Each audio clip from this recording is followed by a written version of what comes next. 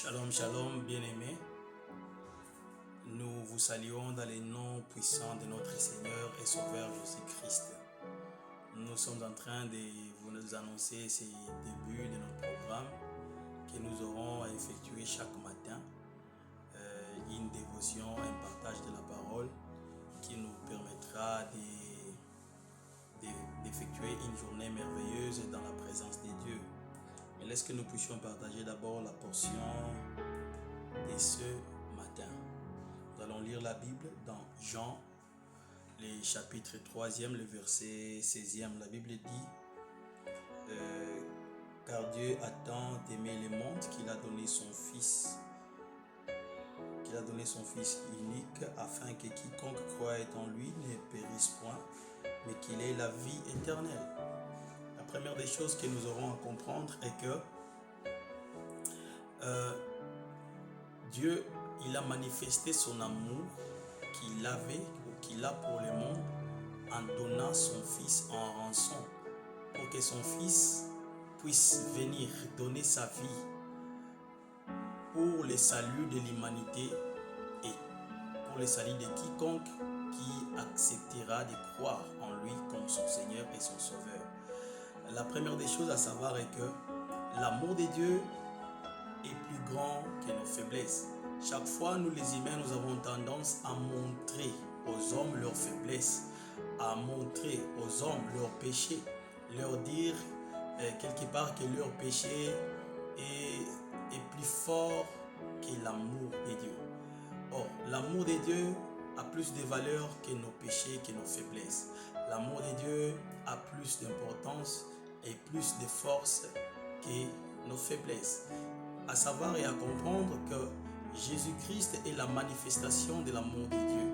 Et Jésus n'est pas venu sur la terre pour condamner, pour amener les gens à avoir plus de regards sur leurs péchés. Mais Jésus est venu pour détourner les regards de quiconque du mal et que celui-ci puisse fixer son regard sur Jésus. Jésus veut que nous puissions nous détourner de nos mauvaises voies et que nous puissions tourner nos regards vers lui.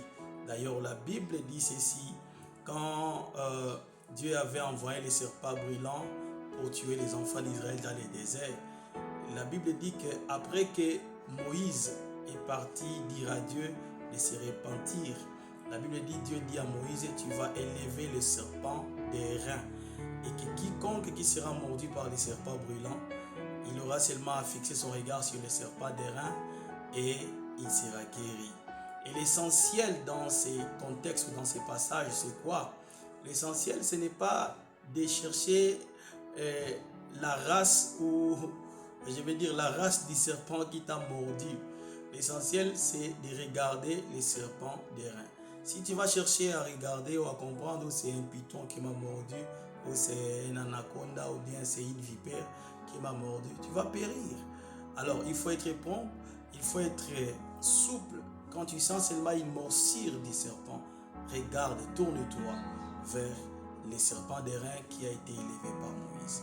Et Jésus dit que, de même que le serpent des reins a été élevé dans le désert par Moïse, le Fils de l'homme aussi sera élevé.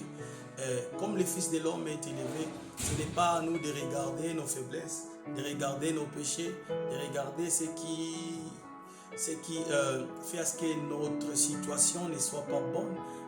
Le plus important, c'est de fixer son regard vers Jésus. Jésus est là, bras ouverts, en train de nous attendre, en train d'attendre quiconque viendra à lui pour qu'il puisse l'accueillir. Et c'est ça le plus important. Et il n'a pas besoin d'heure, il n'a pas besoin de rendez-vous. Il est là à tout moment. Jésus, il est là à tout moment.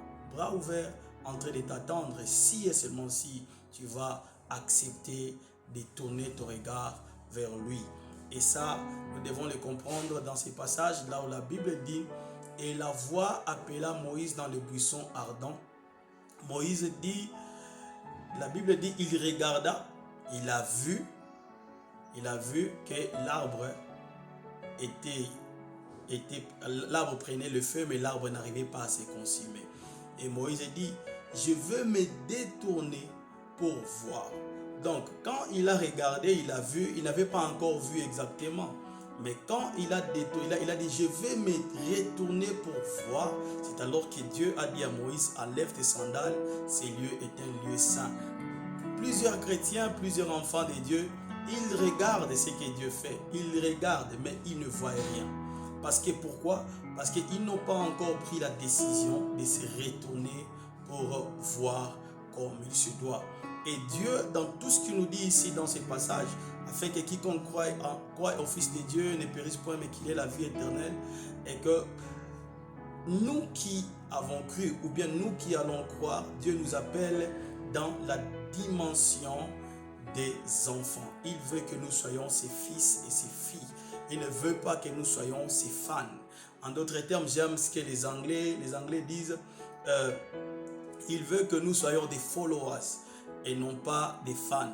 Parce qu'un fan, c'est un spectateur, mais un follower, c'est un participant. Et nous, étant que comme enfants de Dieu, quand nous croyons en lui, nous participons à l'œuvre de Dieu.